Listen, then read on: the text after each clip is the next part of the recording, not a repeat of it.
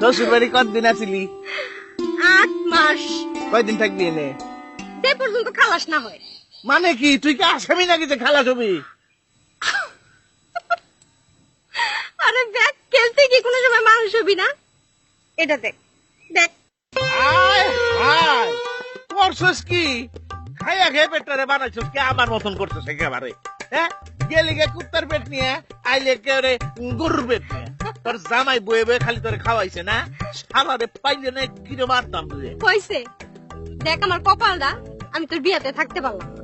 হ্যাঁ তুই থাকলে বল ভালো হইতো বুঝছস না?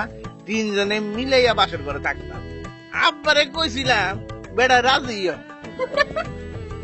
এই তুই কি সারা জীবন একই রকম থাকবি, বদলাবি না? বলত কোয়ানকার।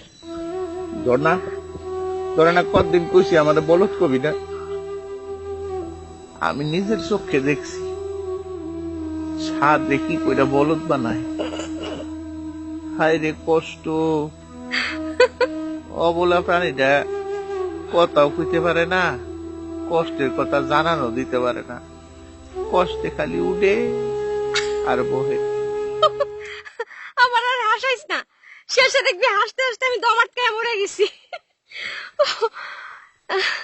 এবার আসল কথা কো, এই বাসর ঘর কেমন কাটলো?